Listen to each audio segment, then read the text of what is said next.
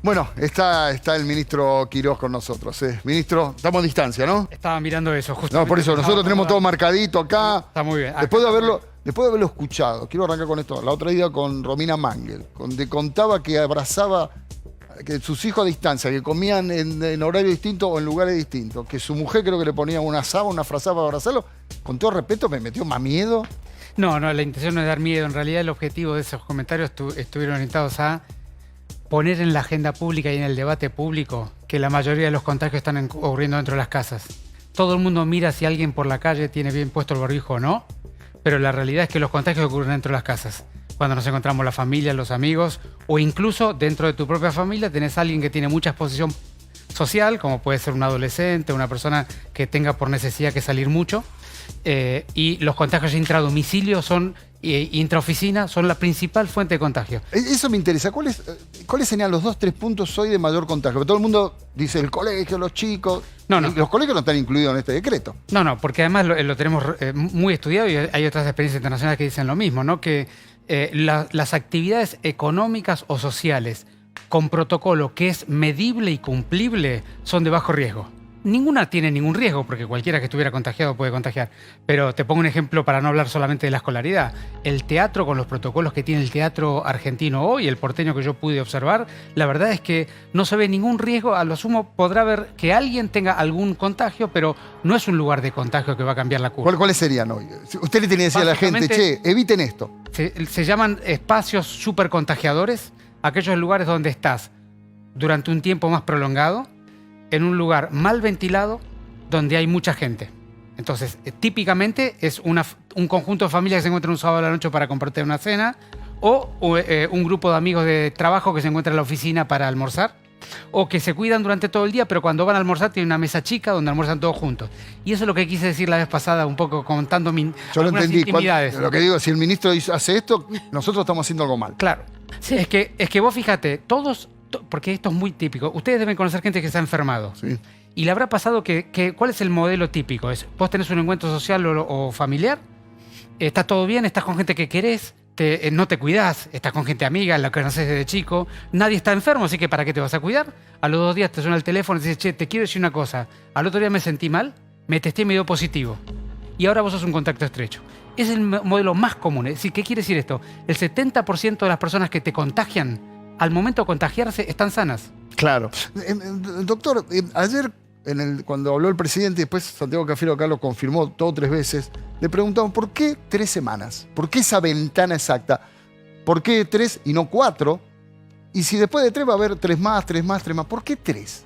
El objetivo es, estamos viendo una curva que se ha acelerado de manera muy importante, la campaña de vacunación estaba tomando un ritmo y está tomando un ritmo más acelerado, sobre todo porque están viniendo más vacunas. Los últimos 10 días se ha acelerado y hay un compromiso por delante en el mes de abril que es muy importante en cantidad.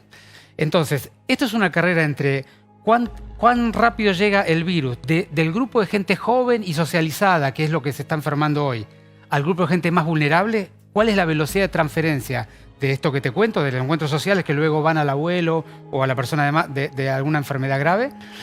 Y del otro lado, la campaña de vacunación. Y lo que estamos viendo es que estos últimos 7-10 días, la contagiosidad le ganó la carrera a la vacuna. Y no porque la vacuna haya desacelerado, sino porque los contagios fueron muy acelerados. ¿Es porque hay más cepas además? Ahí vamos, si querés, un segundito. Dale. Ahí. Pero como concepto general son 3 semanas, porque en 3 semanas vamos a ver vacunado a los grupos de riesgo de manera muy significativa. Tal vez no a todos, pero a la mayoría. Y una curva de casos o una ola de casos con los grupos de riesgo vacunados es una ola de casos de bajo daño social. Eso es interesante. Y explíqueme esto. Ahora voy a dejar Sí, 2 o 3 preguntitas. El presidente estaba vacunado, se enfermó. Servine de Cubriga, recién una jueza vacunada, se enfermó. Y gente que tiene duda. Es bueno explicarlo esto. Claro, cuando vacunamos, la vacuna es una campaña de vacunación orientada a evitar el daño o el riesgo. Eso significa que no estamos buscando tanto que no se enfermen. Si no se enferman, mejor. Claro. Pero el objetivo principal es que si se enferman no haga una enfermedad grave, vaya a la terapia intensiva y potencialmente fallezca. Y para eso las vacunas son de altísima eficacia. Mucho más eficaces que para evitar propiamente que te enfermes. Por eso decimos, si te vacunaste, seguí cuidándote. Ahora, si te enfermas con la vacuna, seguramente va a ser una enfermedad mucho más banal de la que lo hubieras hecho, ¿no? Ya empiezan, leía por ahí que ya los de 70 años empezaron ya a convocarlos, a llamarlos. Ya está eso. Sí, ¿En sí, qué lugar estamos hoy? En la Ciudad de Buenos Aires hemos alcanzado ya más del 13% de la población general vacunada, más del 30% de los grupos de riesgo vacunados, y estimamos que para el jueves o viernes de la semana que viene podríamos estar terminando con todos los mayores de 70 años en la ciudad si se mantienen alguna entrega más que queda pendiente de entregar. De manera que eso es muy importante. Y volviendo a tu pregunta, que yo te la dejé pasar, pero me parece que es súper importante explicarlo bien, es, digamos, vos me habías preguntado sobre por qué nos contagiamos ahora, ¿no? ¿Por qué se aceleró ¿Por qué se aceleró? Esta es una enfermedad que está distribuida en la sociedad, pero contagia de a uno, de pequeñas cantidades, y en el momento que la sociedad que tiene el virus, una proporción de ella, se encierra por algún motivo, rápidamente se difunde por estos mecanismos de supercontagio que yo te contaba. Y si vos miras, el día que empezaron los fríos en la Ciudad de Buenos Aires, hace algo así como, ya no me acuerdo, pero deben ser 20 días, Sí. hubo 3 o 4 días de un frío, de un cambio brutal, Sí. y luego 4 o 5 días de lluvia. A los 7 días de ese inicio empezaron a progresar rápidamente los casos, que es cuando nos encerramos. Claro. Y ese es el mensaje para la gente. Necesitamos evitar estar en un lugar cerrado, mal ventilado. Hay que abrir la ventana, porque hasta decían, vamos a abrir la ventana. Aunque haga frío, hay que abrirla. Hay que abrirla, y además, por más que esté fresco, hay que ir afuera. Afuera. Y hay que abrigarse. Son 3 semanas. Hay que evitar encontrarnos con gente que no convivimos y hay que evitar el lugar cerrado. Si todos hacemos eso, vamos a lograr vacunar antes que esto genere daño en la sociedad. Una pregunta con el tema de las vacunas, la distribución y la compra, sobre todo. Ayer también Cafiero dijo, pueden comprar. No está prohibido que gobernadores o municipios o estados compren. Esto es así, primero. De ser así, en algún momento la Ciudad de Buenos Aires inició, porque hoy Leandro Santoro, el legislador, hizo esa pregunta, yo se la traslado a usted. ¿En algún momento la ciudad inició alguna gestión con algún laboratorio particular para la ciudad comprar vacuna? Bueno, lo primero que te tengo que decir es que estamos llevando a la sociedad a un debate que es abstracto. Sí, estamos debatiendo sobre algo que no es posible. ¿Y por qué no es posible? Porque más allá de que legalmente se pueda o no, en la práctica hoy no hay ningún lugar o no hay ningún fabricante que te diga yo te entrego vacunas en los próximos 60 días. Vos tenés de un lado los gobiernos que fabrican vacunas, como Rusia y China, y tenés de otro lado las empresas privadas que fabrican vacunas, como todas las que todos conocen. Los gobiernos solamente hacen acuerdos gubernamentales con estados nacionales. Y además todos sabemos que no están pudiendo cumplir sus entregas. Y las empresas privadas les pasa lo mismo. Tienen contratos de venta y de entrega de vacunas muy superiores a los que han podido fabricar y que probablemente les lleve todo el año poderlas entregar. Con lo cual, debatir sobre comprar vacunas a alguien que no te las va a dar en este momento, que es cuando las necesitas, yo digo, es abstracto. Ahora, más allá de ello... ¿Qué pasa cuando esta discusión abstracta se da en los medios, digamos? Ahora, cuando siente que se da en el plano político, y algunos de, tal vez su propia ideología, su propio partido, que dicen... Patricia Bullrich, líder del partido, dice hay que ir a comprar a los privados y también llama a la rebelión. No debe ser fácil gestionar con una pandemia y escuchar eso, ¿no? Mira, dijiste dos cosas diferentes, ¿no? Yo creo que el debate sobre si los estados subnacionales tenían que ir a comprar vacunas era un debate razonable en el mes de mayo del año pasado, claro, cuando había alguna oportunidad. Al día de hoy lo que nosotros estamos haciendo, como ustedes estábamos intentando acceder, sí estamos intentando, para acercarle al gobierno nacional toda oportunidad que consigamos. O sea, harían como una especie de intermediario, no una compra directa de la ciudad. Yo creo que todo argentino que tenga la posibilidad de llegar a un lugar donde te entreguen una vacuna se tiene que dar vuelta al Estado Nacional y decir, che, te acerco a esta posibilidad, que es lo que corresponde. Y no es que sea, si la tuviéramos, la haríamos también. No es que sea tonto, lo soy, pero no es que sea tonto. Pero reitero la pregunta, ¿hicieron algún acercamiento alguno? Tal vez, por ejemplo, me imagino, Pfizer, que uno siente que hay como un problema con el gobierno nacional. Uno no termina de conocer cuáles eran las condiciones. Tal vez hay mejor relación. ¿Intentó la ciudad acercar posiciones? Nosotros preguntamos quién está en condiciones de entregar vacunas en los próximos 60 días y no encontramos ninguna respuesta positiva. De manera que, por eso te digo que estamos haciendo un debate abstracto en un momento tan difícil, tan doloroso. Totalmente. Me parece que hay que refocalizar en lo importante. Yo siempre le digo a mi equipo, no se distraigan con todo lo lateral, acá hay que mantener el foco en el drama social que estamos viviendo y qué tenemos que hacer para mitigarlo lo más posible. Y ahí tenemos que llevar la discusión. Leía que estaban, a los que son contactos estrechos, también empezar a hacerle las pruebas, empezaban a habilitar la rural también, digo, empiezan a ampliar un poco más, ¿no? Nosotros lo venimos haciendo hace meses. Sí. Es decir, nuestra jurisdicción es la única jurisdicción, hasta donde yo conozco, ¿no? Puede haber alguna que no esté informado en la Argentina, que busca activamente los contactos estrechos y los testea por más que sean asintomáticos. ¿Por qué? Porque creemos que la mejor manera de gestionar esta pandemia es tener claro cómo son los mecanismos de circulación y por dónde circula el virus y sobre todo darle a cada familia o cada persona el dato preciso si está enferma o no, porque eso es muy potente para el cuidado posterior. Hay una experiencia inglesa que se publicó hace poquito que decía que apenas el 45% de los enfermos cumplía la cuarentena estricta en su casa. Entonces imagínate si a vos no solamente no tenés la confirmación, sino que sospechás que potencialmente podrías o no. Los mecanismos de defensa tuyos te van a dejar salir con más facilidad. Claro. Entonces nosotros creemos que hay que confirmar con PCR todos los potenciales enfermos, ayuda a que la gente cumpla, ayuda a que el gobierno entienda cuáles son los mecanismos de contagio y por eso intensificamos mucho los testeos. Hemos hecho testeos, hacíamos 4.000 o 5.000 testeos en la ciudad el año pasado, hoy el día de ayer hicimos 24.000. ¿Por qué? Porque creemos que es una de las cosas que el Estado tiene que hacer para acompañar la pandemia, pedir el esfuerzo ciudadano, mostrar toda la información transparente, intensificar el testeo y luego preparar el sistema de salud para atenderlo. No sé quién quiere preguntar, pero lo último es, por lo menos mío, es los anuncios ayer del presidente. ¿Eran lo que correspondían? ¿Un poco más de dureza tal vez? ¿Fueron laxos? Ayer yo hablé a la mañana antes que el presidente haya decidido las medidas y no podía opinar sobre ellas porque no las conocía.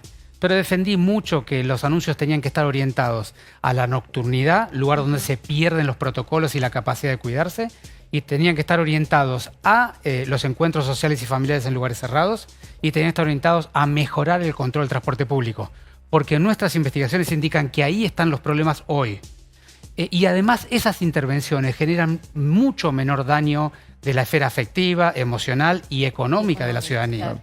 Entonces a mí me parece, y lo he dicho, que ese era el lugar. Luego la discusión si 11, 11 y cuarto, 11 y media, me parece que entra en un debate más político que técnico, sanitario, porque ninguna pandemia va a ser diferente si vos cerrás algo a las 11 y cuarto o a las 12 menos cuarto. Me parece que eso está en otra esfera diferente. ¿Se lleva bien los técnicos con los políticos? Digo, usted, médico, y que está afrontando una pandemia, digo.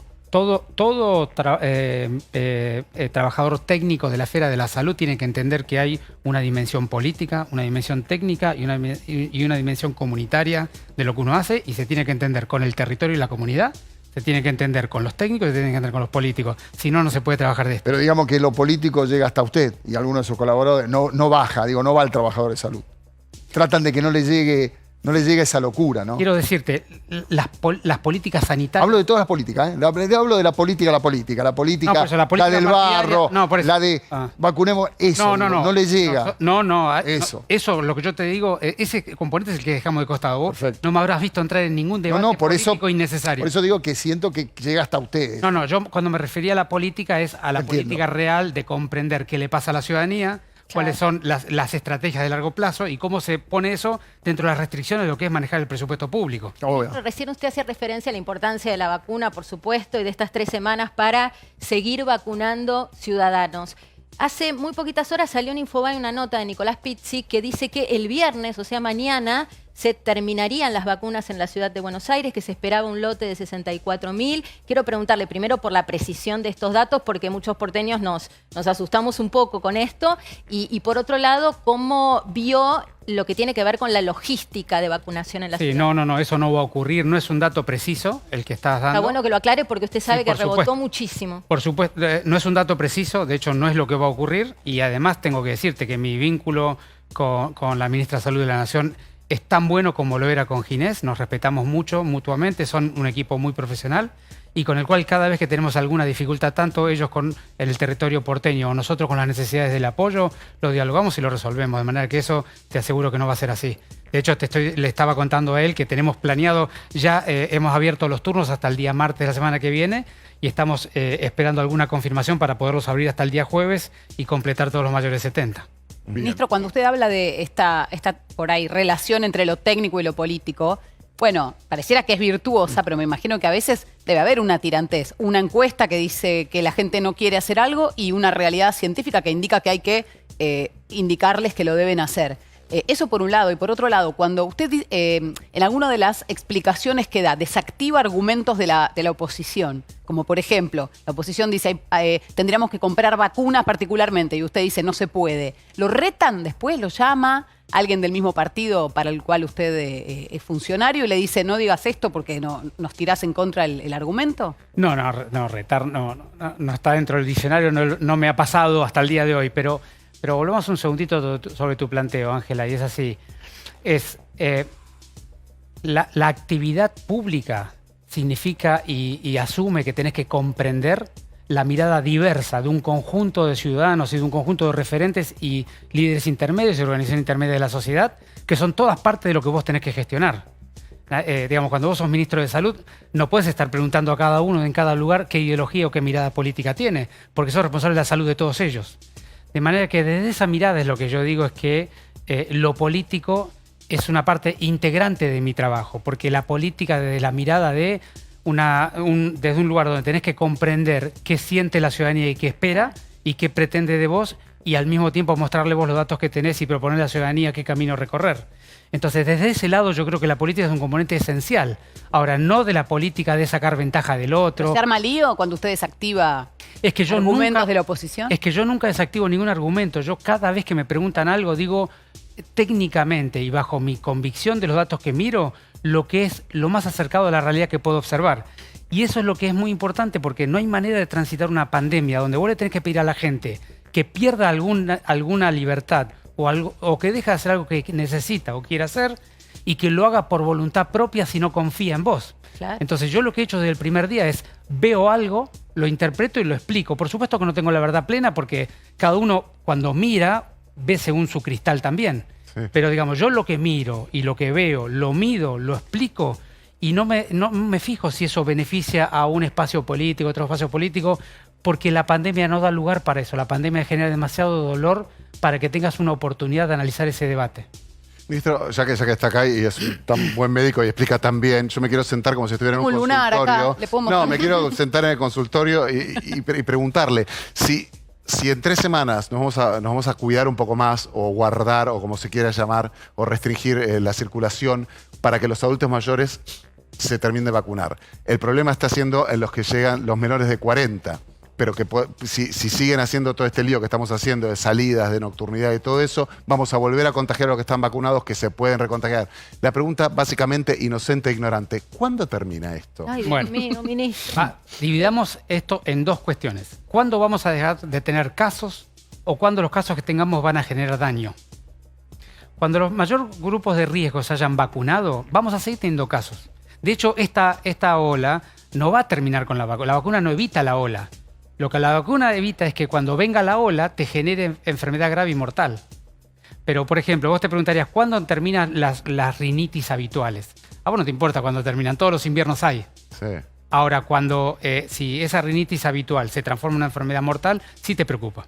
Entonces, acá lo que tenemos que hacer es vacunar a los grupos de riesgo para que la ola, los contagios no generen un daño severo. Y luego de esta primera vacunación este año y seguramente una vacunación plena a mucho más gente el año que viene, esto va a ser una enfermedad que, como tantas otras del periodo invernal, que ¿Como enferma la gripe, alguna, dice usted? como la gripe o tantas otras del periodo otra invernal. pregunta, perdón, una coma. Claro. Como la gripe, si llega a ser como la gripe, cuando ella tenga COVID en algún momento, ¿yo no voy a tener que aislarme por ser contacto estrecho? No, de ninguna manera, de ninguna Ya está.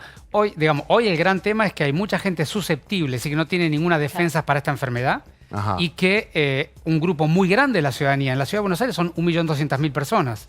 Es más que un tercio de personas. Si se enferma, tiene potencialidad de tener una enfermedad grave y mortal. Una vez que vos tengas a todo ese grupo vacunado y protegido y que haya más gente que haya tenido alguna variante de esta enfermedad, pasará a ser el año que viene o el siguiente una enfermedad como tantas otras que aparecen en el invierno, que molesta un poco a algunas personas y que luego se O retira. sea, el COVID llegó para quedarse. Sí. Como una gripe, pero con las vacunas, Un virus más de todos los virus un virus que pasan más. por el Pero digo, cuerpo vino para que. humano. No es que vamos a terminar con el coronavirus.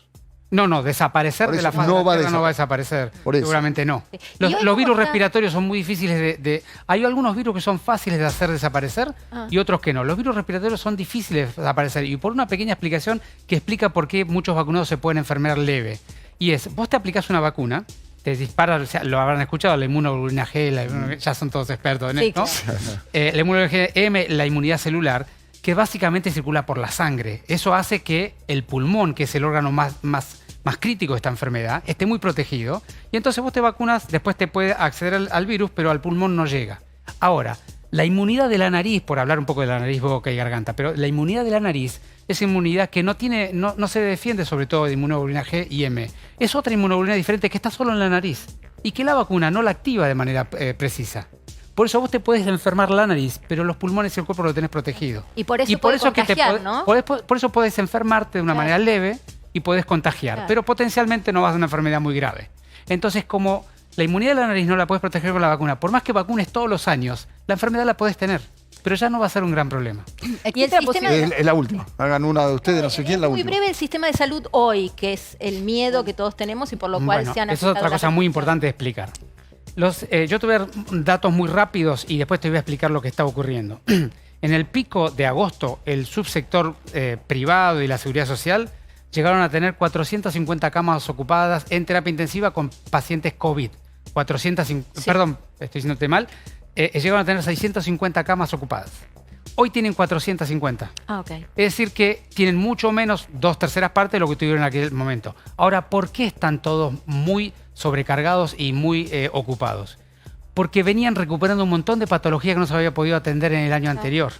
Entonces, acá hay una transición que hacer de refocalizar el sistema y volver a atender fuertemente el COVID, para lo cual hay que terminar de atender y dar de alta los pacientes que están internados. Entonces, en este momento internaron muchos COVID rápidamente y no han podido externar los que no eran COVID. Y por eso es lo que está pasando allí, que también nos pasa en el sistema público de la ciudad. Y por eso yo digo, estos primeros 7 días, hacer esa transición es muy importante porque nos va a dejar de vuelta a poner toda la disposición que teníamos antes. Ministro, le quiero agradecer mucho la amabilidad y las ganas de explicar. Hay que tener ganas de explicar y ser claros en un contexto donde todos intentamos aportar cosas y a veces nos equivocamos. Gracias. Por favor, Muy gracias por invitarme, Muchas es un gusto gracias. estar acá. El ministro Quirós estuvo aquí con nosotros explicándonos. Hay vacunas, no se van a quedar sin vacunas. Están llegando nuevas vacunas.